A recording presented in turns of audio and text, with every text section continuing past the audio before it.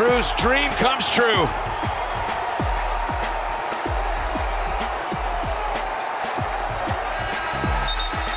Coach Drew and Baylor complete college basketball's greatest rebound and rebuild with a championship. This is Nothing But That Sports Talk, where you're ahead of the game. And welcome to Nothing But That Sports Talk. And yes, this is the wrap for March Madness, and it's on to Wrestlemania week, or should I say Wrestlemania weekend. And we're going to be talking Wrestlemania thanks to this new special guest I've had here for the very first time. Let everybody know who you are and what you do.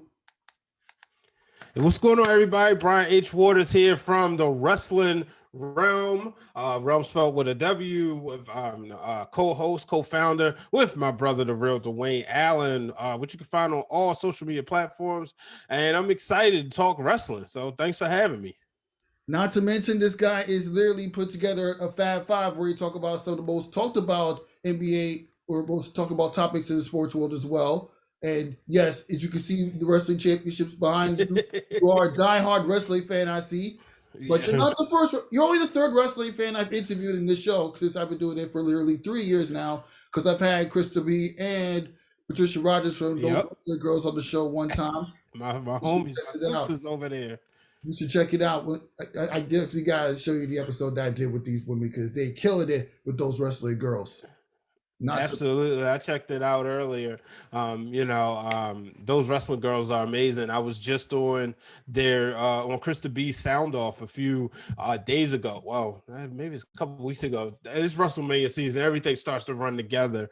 But we was talking about some of the, just about some of the triggering stuff that was said on social media. And there was a lot of stuff, especially with this top 20 or top 50 list of women's wrestling. So, but yeah, it was cool. Yes, exactly. But before we get to any wrestling talk, let's just get to what we saw just last weekend or so, as we had March Madness with Baylor taking over the crown for the men's side, and for the women's side, it's Stanford surviving two close calls. I mean, what you expect? It's March Madness, or should I say March early April Madness, as you call it. But let's stick to the men's side. What are your impressions about Baylor taking over the crown? Good for them. They went out there and dominated right away, and I thought that was incredible. I know a lot of people trying to say maybe Gonzaga wasn't that good or overrated. I always think that's hard to say. You can't really say that. I mean, it takes a lot to get there, to go through the whole tournament, and that's the reason why I love about March Madness. You see so many upsets. Even if you aren't into college basketball, but if you might not know, like I'm not one of those people who pay attention throughout the season every time. If they talk like the year Zion, I was watching because he was the hot player. But when they get to March Madness, anything can happen, and that's what makes it exciting. Exactly. And Baylor had one of the most unexpected runs I've ever seen. I mean, whoever thought we talk about a top seeded Baylor take out the undefeated Gonzaga Bulldogs. And too bad for Gonzaga. They went from obviously one of the most iconic game-winning shots, not just in the Final Four, but in March Madness history, to getting smoked to the championship round. Yeah. I mean, it's still a much better run to the championship round than they had when they lost in 2017 championship round. But let's be honest, they should have won it this year. They should have won it. I mean, you're going out to one of the most iconic game-winning shots. Like, what do you mind seeing that? Yeah, it's unfortunate, but it's basketball, and it can take a lot out of you, and you got to look at it. Can he, being built to go. I remember when UMBC, I'm from Baltimore, so University of Maryland, Baltimore County made their run, and they upset Virginia, but then that next round, you could start to see the game getting away from him. And I talked to my co-host who did play basketball at the collegiate level. He said, when you ain't trained to go the distance, it's a difference. Yeah. And you know what? March Madness has become more unpredictable than it was before the UMBC Virginia upset, because almost anybody can get it done. Anybody. You see, like, throughout this whole tournament, you see Oral Roberts take out Ohio State. How about that? You see UCLA go all the way from the first four to the Final Four. The second team to do it, by the way. You had Aubrey Christian take out Texas. You had Purdue getting knocked down in the first round. I predict that to happen, by the way. And I also predicted the championship round itself and the winner of the team. So I'm not really too disappointed that Gonzaga lost because, come on, I knew Baylor was going to eventually take them out. Okay. Yeah, I didn't even fill out a bracket this year, to be honest with you.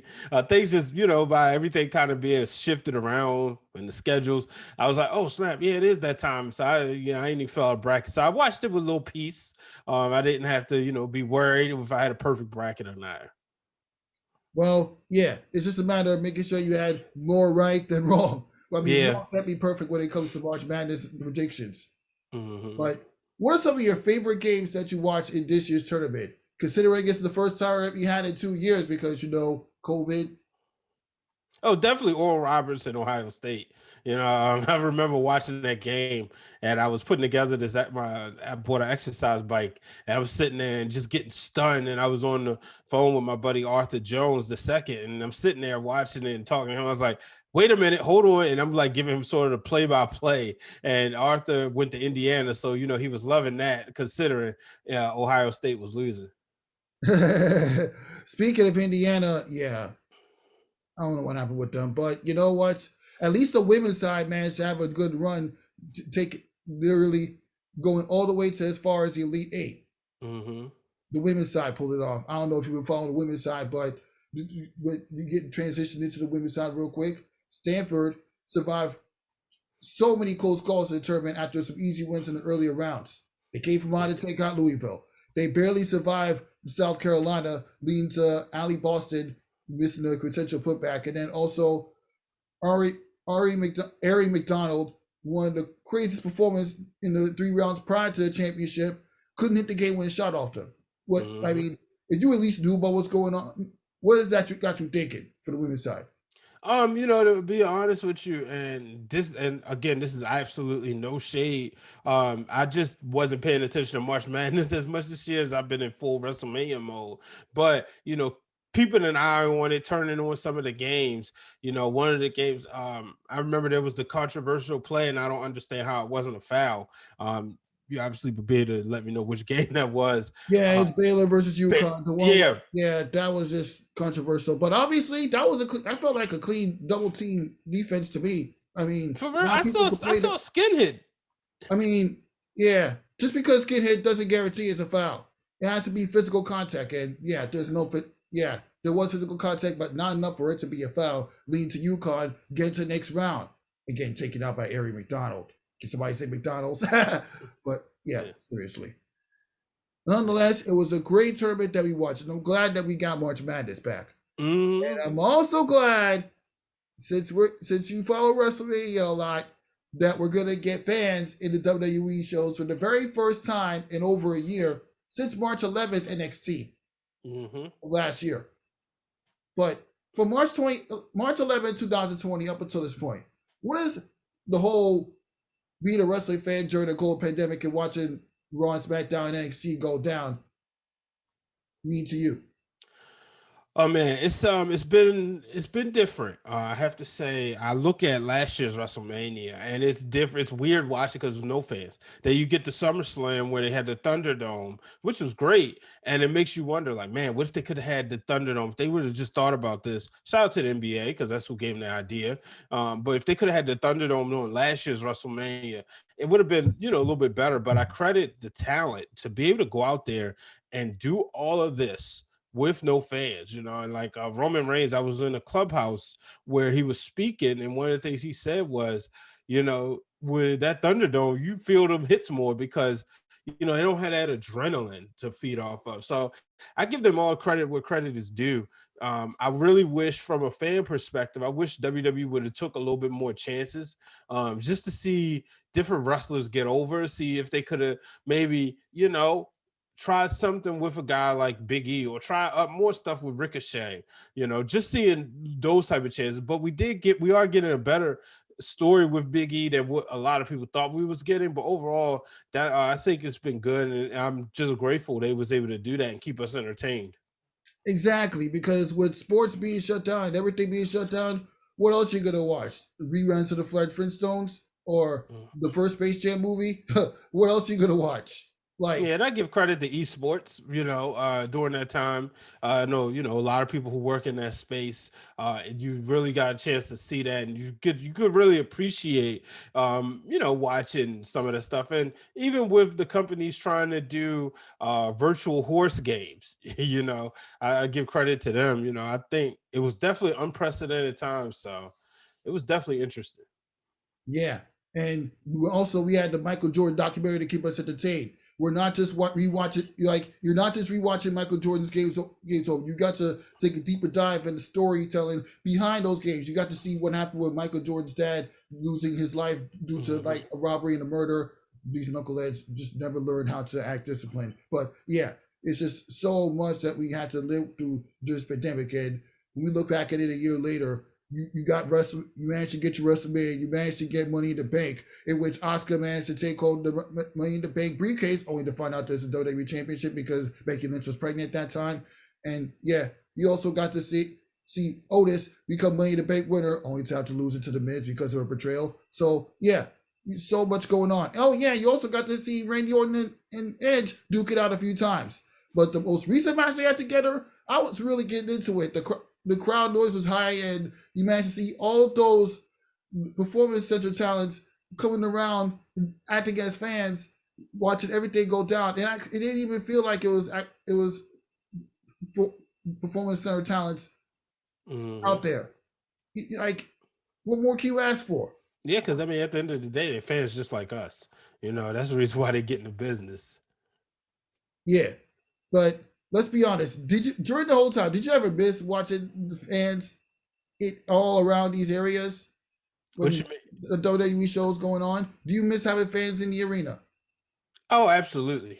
I miss being in there, but I definitely miss them being there just to see some of the things. You look back at last year's WrestleMania, just a couple moments missed that stand out. You look at the moment when Naomi, Sasha Banks, and Tamina all had that face off, and they did a great job in really taking in the camera shots. But that would have been a big, huge pop, when Otis finally got the kiss from Mandy Rose. That would have been a huge pop. So I miss fans for little moments like that. But I think the one of the things I give WWE credit for, and to an extent AEW, was a lot of the cinematic matches. You get a lot of the cinematic matches.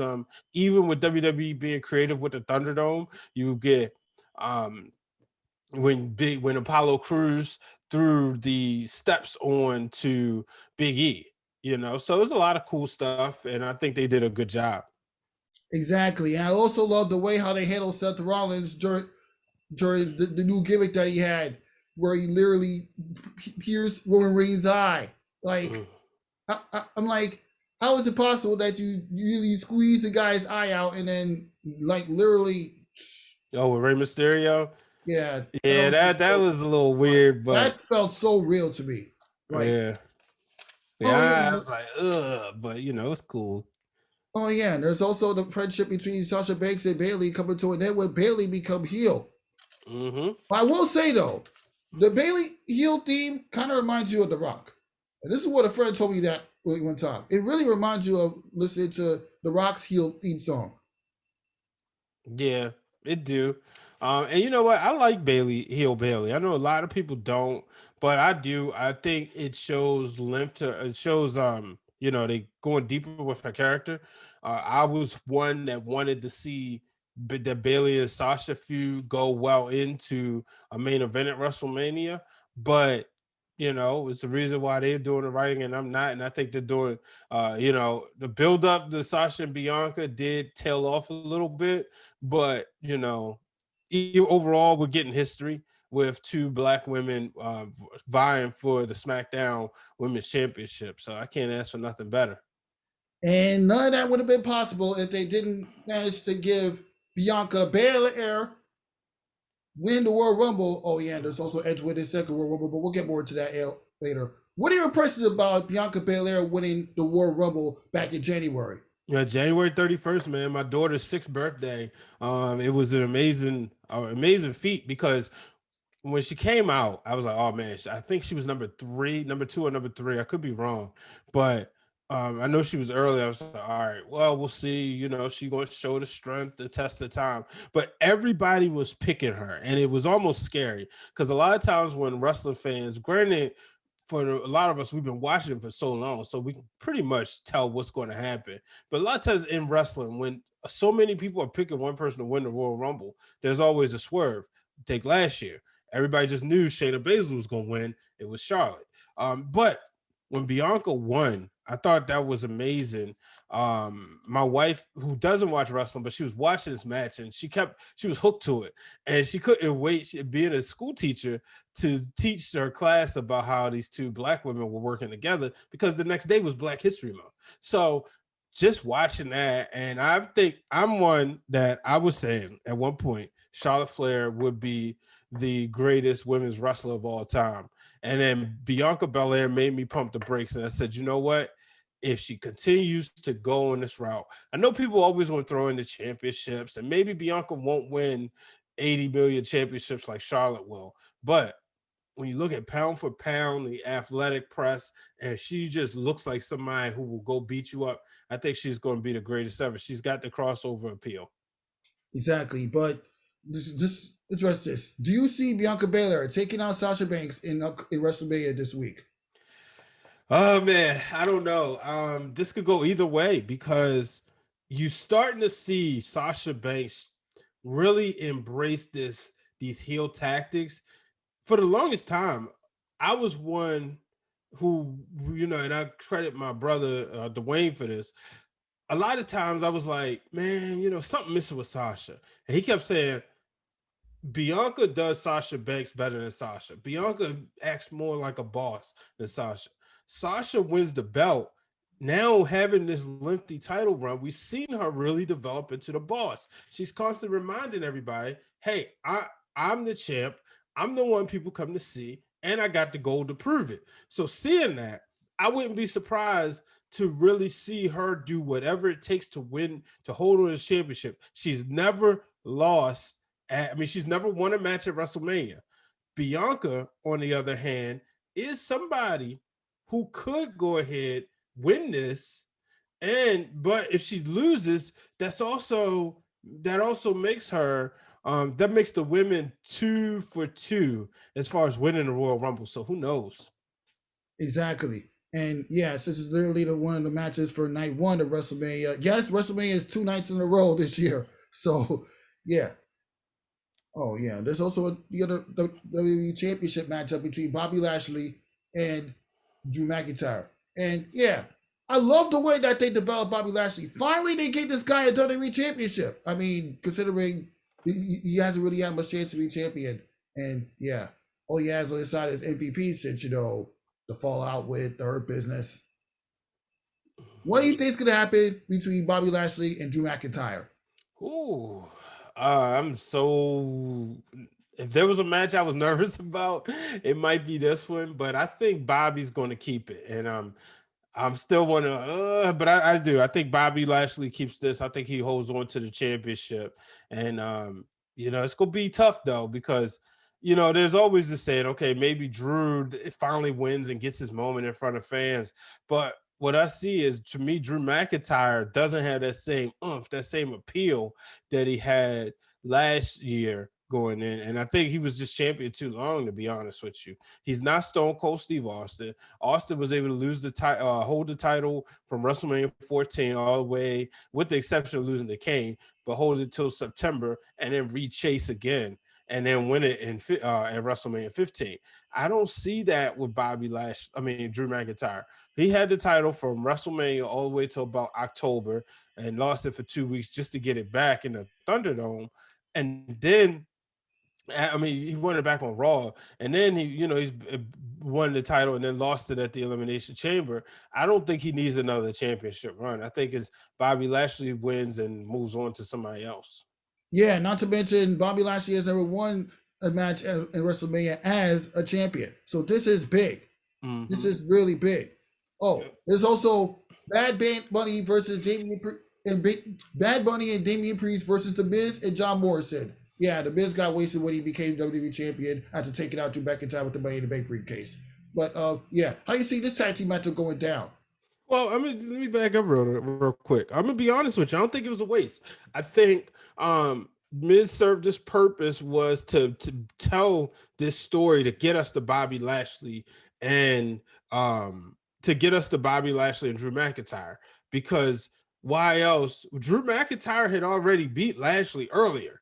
If you look back in the during the summer. So how else do you get there? Well, you reestablish his dominance, but you still got to have an excuse. And because the Elimination Chamber wasn't a match where the title wasn't on the line, you had to figure out, okay, Bobby's been this U.S. champion all this time. How do we make it make sense? Now, granted, he could have won a triple threat match, whatever. But by Miz having that money in the bank, which, Otis was a risk. So you had to put it on somebody who was believable.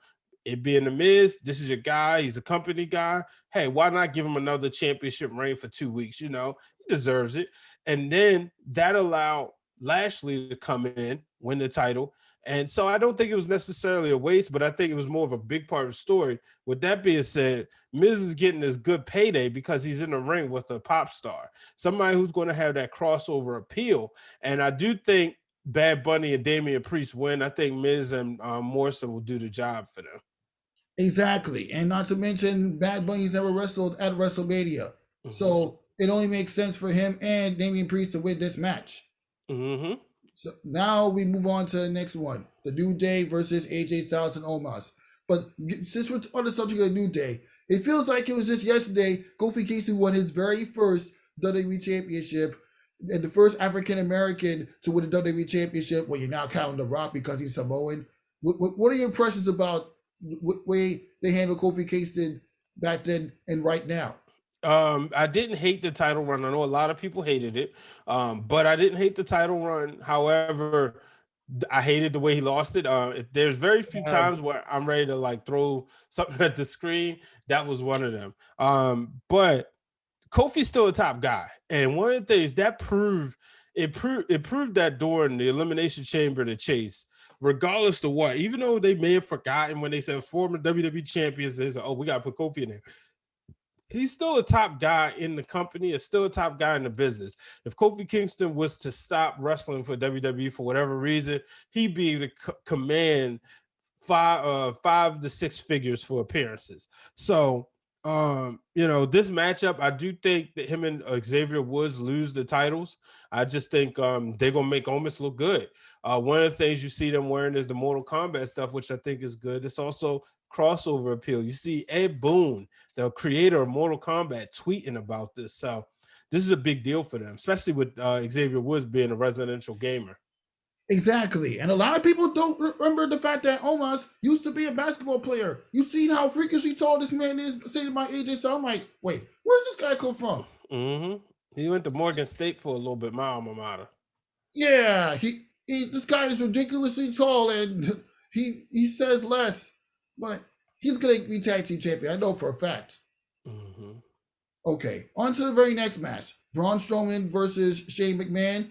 And do I need to remind you how the build-up of this? I mean, it's kind of, the build-up could have been handled much better. I mean, you have Shane McMahon make fun of Braun Strowman for having, literally mediocre grades in class just to build up for a WrestleMania match. You could have done it in a much better way. I mean, how happy are you to see a Braun Strowman and Sean McMahon match, and who do you think is going to win?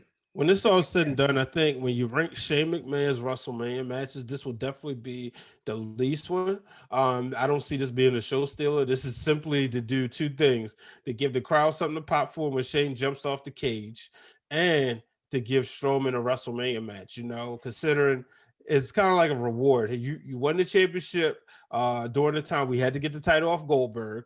You won the championship. You held it for a while during the pandemic, during the toughest time of the company. So we're still going to get you that WrestleMania payday. Exactly. So obviously, I see Braun Strowman winning this. I mean, Shane McMahon don't really have nothing to prove, even though he had that one WrestleMania win against The Miz. But before that, he lost a couple of matches. And not to mention, he crashed and burned when trying to do a high-flying move on AJ Styles twice. Mm-hmm. It's just... I was at that one. Yeah, I know you were a lot of wrestling, but we'll get to know your wrestling fandom soon. Right now, we got to transition to Cesaro and Seth Rollins. I don't really see this match being that interesting. I mean, it's kind of What? off pace. What? This match is kind of off pace. I mean, come on. Seth Rollins is going to win. No question about it. I mean, they could steal the show. We're a few months into Seth Rollins' return. I mean, why would people want to watch Seth Rollins and Cesaro when we've seen this how many times? It's more because this is at WrestleMania. You're talking about two former guys who busted their chops on the indies. Two former guys who were big names in Ring of Honor wrestling.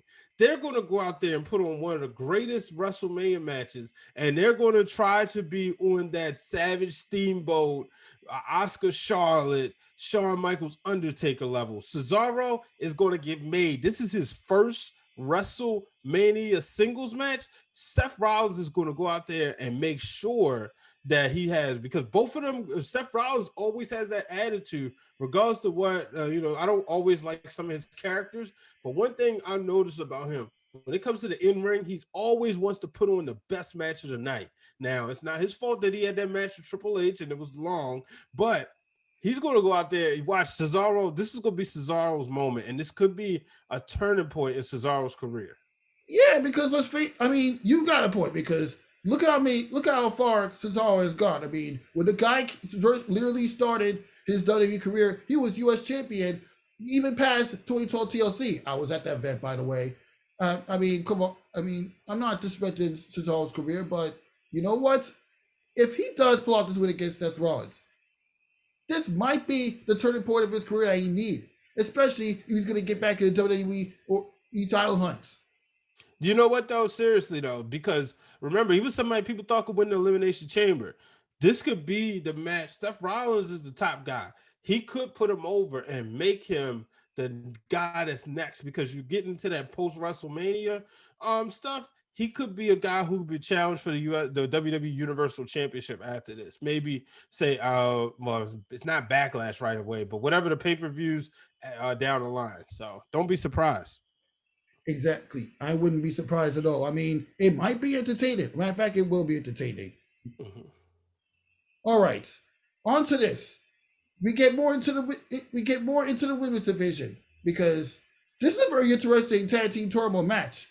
You got Lana and Naomi versus Dana Brooks and Mandy Rose versus the Riot Squad versus Natalya and Tamina. Winner of this match will face Nia Jax and Shayna Baszler for the tag team titles in night 2. Mm-hmm. Who do you think is going to take this match? Oh, man, this is tough for me. Because I think you're going to go heel, baby. If you're going heel, I would obviously go with Natalya and Tamina. I feel like they're up next. But in order to if you want to reestablish the women's tag division, I think they'll be the number one contenders for the winners. But I do think, regardless of what, and this may be jumping the shark, regardless of what, I think we'll get new tag team champions after night 2. But with that being said, my money kind of say Naomi and Lana, only because you see them dressing alike. It seems like they're invested as a tag team. So I think I think that's where I'm going with this one. Yeah, now that you mentioned it, I think I'm going to take a gamble and pick Lana and Naomi as well. It's about time Lana holds a WWE belt. It really is. I mean, she was a sole survivor for Survivor Series a couple months back, but it's only because Bianca Belair and Nia Jax couldn't get back in the ring before the 10 count. But you know what? And she could get her revenge by putting Nia through a table at WrestleMania. Exactly. In front of that crowd pop. Exactly. That would be epic. Now, assuming that, okay, if Lana and Naomi matchup does happen, do you see them taking out Nia Jax and Shayna Baszler in night 2? Yeah, those titles are coming off of them. I'm almost certain it's time for new tag team champions. Yes, it really is. Okay, now that we're done with the matches for night 1, let's look at the matchup for night 2. We got Roman Reigns versus Edge and Daniel Bryan. Really, what a way to waste Edge Royal Rumble win by putting Daniel Bryan, thinking that you're going to create another WrestleMania 30 moment by having him. Come on now. Why you put Daniel Bryan in the match? Now, first of all, Roman Reigns and Edge. Why Daniel Bryan? You're talking about my favorite wrestler of all time. No disrespect, but Daniel Bryan had his WrestleMania moments. This is champion in 10 years. This isn't about Daniel Bryan having a duplicate moment. That can never be done. This is about getting a good matchup to close WrestleMania. Do anybody in their right mind really think we was going to get something worthwhile with Edge versus Roman Reigns? Their styles don't really, not for WrestleMania. The storyline, now maybe if Roman was a heel, maybe. But that, to me, I mean, if he was a babyface, because to me, Edge isn't that polarizing as a babyface. So in order to get Edge where he is as the ultimate opportunist, you had to put Daniel Bryan in this. You had to get a good match, and you had to throw a wrench in this. Because if two things, now you don't know who's going to win. Because it's like, all right, if Roman, either way, I don't see Roman Reigns getting pinned. Now, he is my pick. That's who I want to win. That's who I think will win. He's my pick to win. I don't want to see Roman lose this championship until the next guy is up. And I was thinking about somebody earlier that is kind of, JBL. You go back to JBL when he had that type of heat. JBL didn't lose his title until he lost it to John Cena. That's the type of run I want to see Roman Reigns have. However, if he does lose, I could see him losing, but not getting pinned, and that he's still gonna be walking around as the head of the table, the tribal chief, etc. So, but I do think Roman wins. But this is why Daniel Bryan's in this match, is to create a reasonable doubt. That is also true, and like as he said in the promo, he did make Roman Reigns tap out after he retained the title. That is, but I did like the way they built it up though, by having Daniel Bryan pull off a Chris Jericho moment where he's just standing up in the ring literally demanding that he gets himself in the match, like taking it past commercial break. You love those type of promos. You really do. Yeah, it's just so. No, I get it. I know it's a lot of people don't understand it why, but that's just my personal assessment. I said from day one, when there was potential DB would be entered in this, I said, one, you want him to be in a strong match at WrestleMania, but also I just didn't think Roman and Edge will give us that main event style match we were looking for.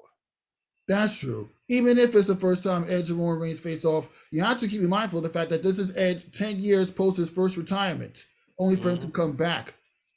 And he wins the Royal Rumble. But he's also in danger of becoming the first if he loses, he'll be the only multi-Royal Rumble winner not to win the championship at WrestleMania. That is also true. That is also true as well. Okay. Asuka versus Rhea Ripley. Honestly, I want Asuka to retain it because Asuka was my favorite women's wrestler when she started her career, especially for the days that she was undefeated NXT and in the main roster up until her loss against Charlotte. But you know what? I'm going to give it to Rhea Ripley. She has to be WWE Raw Women's Champion. This is an opportunity for Rhea, for us to get Rhea and Charlotte again. And, that big money, that was supposed to be the big money women's matchup last year. And I think Rhea wins this, and then we get that match when Charlotte's healed and ready to come back. Exactly. I would love to see Rhea Ripley take her Asuka for the crown. Okay, now we get to another Randy Orton versus The Fiend match. Who would have thought we see The Fiend come back after getting burnt into the ground? And who better way to build up his return than Alexa Bliss? I will say, though, I like the fact that they tie Alexa Bliss with The Fiend because this is one of those things where this is really going to develop The Fiend to be a top talent in WWE going forward. And I really like the Fire Funhouse gimmick they put on him. It kind of gives you like so much Blue's Clues vibes with a little bit of devil in it. What's like my co-host said on the Wrestle Realm Now podcast, which you can find on YouTube. He said that the Fiend is somebody that always evolves because Fiends, they don't go away. They just they come back. They just come back different, and we get a new Fiend. So with this one, though, I don't know, man. I don't know what type of match it is. I could see this being easily a no contest, but I'm gonna go with the Fiend to win this one. But this is some great work that him and Randy Orton is doing. Exactly. It really is. And it's also showing Alexa Bliss's range. She was one of the people, a lot of people was upset that she was always in the women's title pictures and she's not believable, whatever. Well, now we're seeing a different side of her, and this is believable. Yeah, this is going to be a pretty interesting match. I mean, it's just a singles match at the moment, but this is going to be pretty interesting. Mm-hmm. Okay, now we predict Big E versus Apollo Crews. Do you see Big E retain the title against Apollo Crews during Apollo's first run as a heel? Nope. I think Apollo wins the championship. This is definitely a match where you're starting to see Apollo go to a new level, and this right here is the climax. And I think this takes us into some more title exchanges between these two into the summer. Mm-hmm. That's very interesting. Mm-hmm. Okay, Kevin Owens versus Sami Zayn. I know we've seen this match how many times, even through the indies, but since it's happening again anyway, who do you have winning this one? It happened again anyway, man. It don't matter what they did before because this is one of those matches that's happening at WrestleMania. When you go back in the history of pro wrestling, you got John. You had The Rock versus Stone Cold Steve Austin, Hulk Hogan versus Andre, Hulk Hogan versus Macho Man, Hulk Hogan versus Ultimate Warrior, Bret Hart versus Shawn Michaels. But now we're getting Kevin Owens versus Sami Zayn, Kevin Steen and El Generico, two fighters, two wrestlers who tore it up at Ring of Honor. Now are going to wrestle on the biggest stage. I think the pressure is on themselves because they got to outdo everything else because now they're going to have millions where they was putting on matches in front of hundreds of thousands or via viewing screens, but now millions of people going to watch it. With that said, I think Sami Zayn may win this one. I know Kevin Owens kind of have like one of the WrestleMania records, but I think Sami Zayn wins this one, but I think they're going to go out there and steal the show.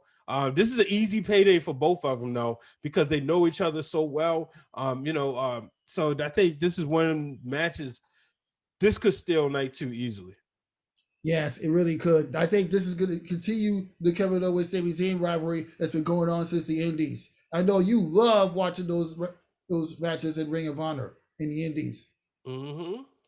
They create these wrestlers. I would tell people listening and watching, if you haven't done so, please go back. Just type in Kevin Steen versus El Generico and treat yourself to some good matches, good wrestling, good storytelling. And I remember when Kevin Steen was the Ring of Honor champion, he pretty much dominated everybody. And then all of a sudden, he got this. I remember getting on the internet that night, and there was an image of the mask that El Generico had. It was like a gift or something.